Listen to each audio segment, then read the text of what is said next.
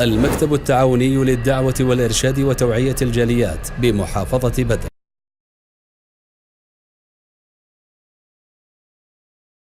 আলহামদুলিল্লাহ ওয়াসসালাতু ওয়াসসালামু আলা রাসূলিল্লাহ ওয়া বা'দ।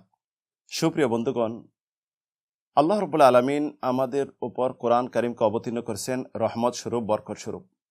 এই কোরআনে কারীম আমরা গবেষণা করব এবং এ অনুযায়ী আমল করব, এটি আমাদের কাজ।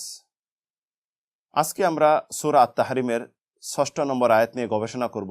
এই আয়াতে আল্লাহ রাব্বুল আলামিন কি বলেছেন এবং এতে কি নির্দেশ দিয়েছেন। আসুন আমরা আয়াতটি শুনি। يا أيها الذين آمنوا قوا أنفسكم وأهليكم نارا وقودها الناس والحجارة عليها ملائكة غلاظ شداد لا يعصون الله ما أمرهم ويفعلون ما يؤمرون। আল্লাহ রাব্বুল আলামিন মুমিনদেরকে আহ্বান করে ঘোষণা করেন, হে মুমিনগণ, কু আনফুসাকুম ওয়া আহলিকুম নারা, তোমরা নিজেরা নিজেদেরকে এবং আহাল পরিবার পরিজনকে, তোমাদের অধীনস্থ যারা রয়েছে তাদেরকে জাহান্নামের আগুন থেকে রক্ষা করো, তাদেরকে বাঁচাও। ওয়াকুদুহান নাস ওয়াল হিজারা, যেই জাহান্নামের আগুনকে প্রজ্বলিত করা হবে মানুষ দিয়ে এবং কালো পাথর দিয়ে। আব্দুল্লাহ ইবনে মাসউদ বলেন, কালো পাথর বলতে তথা মেসের বারত, যে কালো পাথর মেসের বারত বানানো হয়, যেটি আগুনে স্পর্শ করার সাথে সাথে ফুট করে জ্বলে যায়, স্পিডে জ্বলে যায়। এই দিয়ে জাহান্নামের আগুনকে আল্লাহ রাব্বুল আলামিন প্রজ্বলিত করবেন। পরবর্তী আল্লাহ বলতেছেন যে জাহান্নামের আগুন যে প্রজ্বলিত করবেন, কারা করবেন?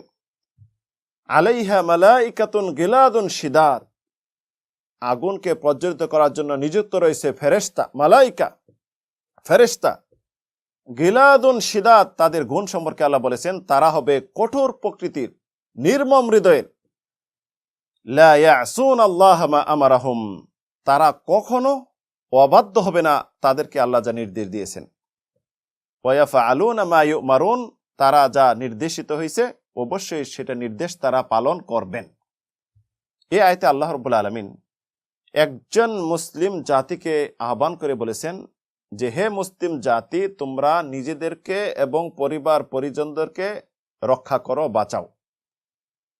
তথা একজন মুসলিমের উচিত সে তার পরিবার পরিজন, তাদের যে অধীনস্থ রয়েছে, তার অধীনস্থ স্ত্রী সন্তানাদি, তাদেরকে সৎ কাজের আদেশ দিবে এবং সৎ কাজ করার জন্য উৎসাহ প্রদান করবে, অসৎ কাজ থেকে নিষেধ করবে, অসৎ অন্যায় কাজ থেকে তাদেরকে সতর্ক সাবধান করবে, নামাজের আদেশ দিবে, জাকাত, হজ এবং ইসলামিক অন্যান্য বিধিবিধান ওয়াজিব পালন করতে, নফলগুলি পালন করতে, কোরআন তেলাওয়াত করতে, ইসলাম শিক্ষার্থে, উত্তম চরিত্র গঠনে।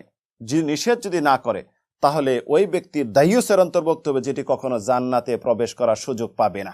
কারণ রাসূলুল্লাহ বলেছেন, সালাসাতুন লা ইয়াদখুলুনাল জান্নাতা আবাদা, 3 শ্রেণীর লোক কখনো জান্নাতে প্রবেশ করবে না। তার মাঝে এক শ্রেণী হলো আদ-দায়ুস। ওই দায়ুস বলছেন, দায়ুস সম্পর্কে রাসূলুল্লাহ বলেছেন, দায়ুস হলো ওই ব্যক্তি যেটি তার ফ্যামিলির পরিবার পরিজন অধীনস্থ যারা রয়েছে তাদের অপকর্ম করতে, শরীয়ত বিধি কাজ করতে কখনো সে নিষেধ করে না, এটি সে ভ্রুক্ষেপ করে না। যার জন্য রাসূল সাল্লাল্লাহু আলাইহি সাল্লাম বলছেন, সন্তানদেরকে একজন মুসলিম হিসাবে সন্তানদের 7 বছর হলে নামাজের আদেশ দিবে, 10 বছর হলে নামাজ প্রহার করে মেরে পিটে তাদেরকে পড়াবে। কারণ রাসূলুল্লাহ বলেছেন, কুল্লুকুম রাইন ওয়া কুল্লুকুম মাসউলুন আন রাইতিহি, তোমরা প্রত্যেকে দায়িত্বশীল, অবশ্যই দায়িত্বশীল সম্পর্কে জিজ্ঞাসিত হবে। এখানে বলেছেন, আর যদি দায়িত্ব পালন না করি, পরবর্তী আল্লাহ ঘোষণা দিয়েছেন যে জাহান্নাম, যে জাহান্নামকে আল্লাহ রাব্বুল আলামিন নিয়ে আসবেন, কিয়ামতের দিন উপস্থিত করা হবে, যার শিকল থাকবে 70,000, প্রত্যেক শিকলে 70,000 ফেরেশতা টেনে নিয়ে আসবে। যে জাহান্নামের আগুনের উত্তপ্ততা এত হবে, এই দুনিয়ার আগুন থেকে 70 গুণ বেশি, এবং এতে রয়েছে প্রজ্বলিত করার জন্য বিশাল বিশাল 9 জন ফেরেশতা, আলাইহা 19 আল্লাহ কোরআনে বলছেন 9 জন ফেরেশতা দায়িত্ব পালন করবে। তার মাঝে প্রধান হলো মালিক, যে মালিককে জাহান্নামীরা আগুনে পড়বে আর বলবে, হে মালিক, আমাদের প্রভুকে বলে দিন যেন আমাদেরকে মৃত্যু দিয়ে দেয়, আমরা জাহান্নাম থেকে বেঁচে যাই। তারা এমন কঠোর প্রকৃতির হবে, তারা নির্দেশ বাস্তবায়ন করবে, আল্লাহর নির্দেশ কখনো অমান্য করবে না।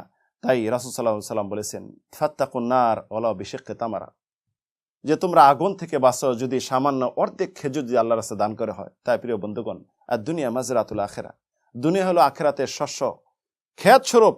এখানে আমরা শস্য বপন করব, আখিরাতে এটা ফল গ্রহণ করব। এটি হবে জান্নাত। সুবহানাল্লাহ। তাই প্রিয় বন্ধুগণ, আসুন নিজেদেরকে রক্ষা করি এবং পরিবার পরিজনকে রক্ষা করি।